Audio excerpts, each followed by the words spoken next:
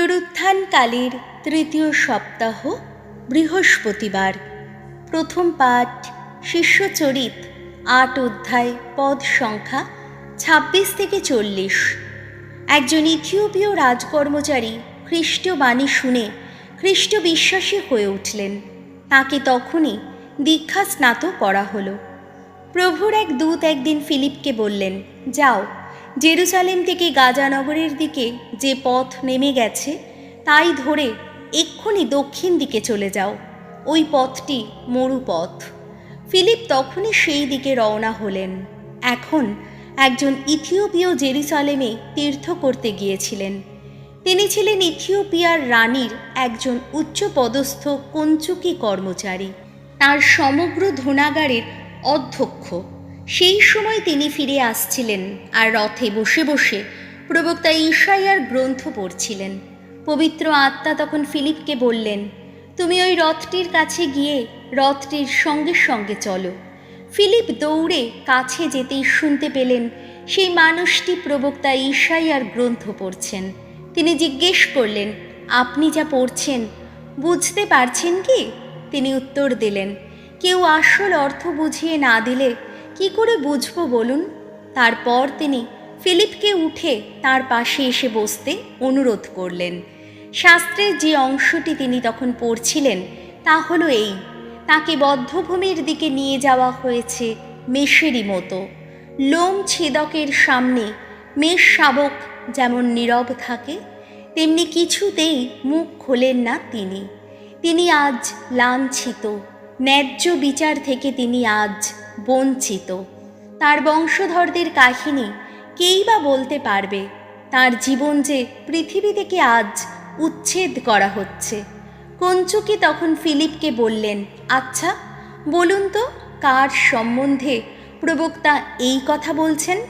নিজের সম্বন্ধে না অন্য কারো সম্বন্ধে? ফিলিপ এবার বলতে আরম্ভ করলেন। শাস্ত্রের সেই অংশ থেকে শুরু করে তিনি তাকে যিশুর মঙ্গল কাহিনী শোনাতে লাগলেন। পথে যেতে যেতে তারা এক জলাশয়ের কাছে এসে উপস্থিত হলেন। তখন কঞ্চুকি বললেন, ওই দেখুন জল, দীক্ষা স্নাত হতে আমার কি কোনো বাধা আছে? তখন তিনি রথ থামাতে হুকুম দিলেন। তারপর ফিলিপ ও কঞ্চুকি দুজনে জলে নামলেন এবং ফিলিপ তাকে দীক্ষা স্নাত করলেন। তারা জল থেকে উঠে আসতেই প্রভুর আত্মিক শক্তি ফিলিপকে সেখান থেকে তুলে সরিয়ে নিয়ে গেল। কঞ্চুকি তাকে আর দেখতে পেলেন না। তবুও তিনি আনন্দিত মনে নিজের পথে এগিয়ে চললেন।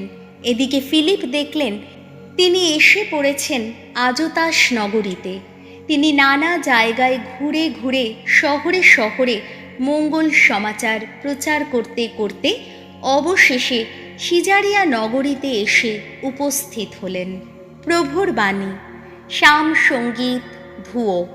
সারা পৃথিবী ঈশ্বরের জয়ধ্বনি করো, গাও তাঁর নামের মহিমা। সর্বজাতির মানুষ আমাদের ঈশ্বরের প্রশস্তি করো, আকাশে বাতাসে তোলো তাঁর স্তবগাথা। আমাদের বাঁচিয়ে রেখেছেন তিনি, আমাদের পা দুখানি তিনি স্খলিত হতে দেননি কখনো। ধুয়ো। সারা পৃথিবী ঈশ্বরের জয়ধ্বনি করো, গাও তাঁর নামের মহিমা। ঈশ্বর সম্ভ্রমী যারা সকলেই এসো, কান পেতে শোনো, আমার জন্যে তিনি কত কি যে করেছেন। এসো আজ তোমাদের সে কথাই শোনাই। কত না উন্মুখ হয়ে জানিয়েছি মিনতি সেদিন, তখন আমার ওষ্ঠে জেগেছিল তাঁর স্তুতিগান। ধুয়ো। সারা পৃথিবী ঈশ্বরের জয়ধ্বনি করো, গাও তাঁর নামের মহিমা। ধন্য, আহা ধন্য ঈশ্বর, আমার যাচনা তিনি ফিরিয়ে দেননি, করুণা প্রকাশে তিনি বিরত হননি। ধুয়ো। সারা পৃথিবী ঈশ্বরের জয়ধ্বনি করো, গাও তাঁর নামের মহিমা। বাণী বন্দনা, জয় মৃত্যুঞ্জয়, জয় তোমারই জয়। আমি পরম অন্ন, স্বর্গ থেকে নেমে আসা জীবনময় অন্ন। এই অন্ন গ্রহণ করে যারা অনন্তকাল বেঁচেই থাকে তারা। জয় মৃত্যুঞ্জয়, জয় তোমারই জয়। যোহন রচিত মঙ্গল সমাচার, 6 অধ্যায়, পদ সংখ্যা 44 থেকে 51।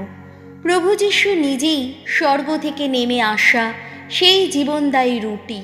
কাফারনায়ুম নগরে যীশু একদিন ইহুদিদের বললেন, কেউই আমার কাছে আসতে পারে না যদি না পরম পিতা যিনি আমাকে পাঠিয়েছেন তিনি তাকে আমার দিকে টেনে আনেন। আমি তো শেষ দিনে তাকে পুনরুত্থিত করবই। প্রবক্তাদের বাণী গ্রন্থে এই কথা তো লেখাই আছে যে তারা সকলে ঈশ্বরের কাছেই দীক্ষা পাবে। যারা পিতার বাণী কান পেতে শুনেছে এবং এইভাবে জ্ঞান লাভ করতে পেরেছে তারা প্রত্যেকে আমার কাছে আসে। অবশ্য কেউ যে পিতাকে দেখেছে তা নয়, শুধু সে ছাড়া ঈশ্বরের কাছ থেকে যে এসেছে সে তো পিতাকে দেখেইছে। আমি তোমাদের সত্যি সত্যিই বলছি, অন্তরে যার বিশ্বাস আছে সে শাশ্বত জীবন পেয়েই গেছে। আমি সেই জীবন রুটি। তোমাদের পিতৃপুরুষেরা মরুভূমিতে মান্না খেয়েছিলেন বটে, তবুও তারা তো মারা গেছেন। কিন্তু যে রুটি স্বর্গ থেকে নেমে আসে সেই রুটি এমনই যে তা খেলে মানুষের মৃত্যু কখনো হবার নয়। আমি সেই জীবনময় রুটি যা স্বর্গ থেকে নেমে এসেছে। কেউ যদি সেই রুটি খায় তাহলে সে অনন্তকাল বেঁচেই থাকবে।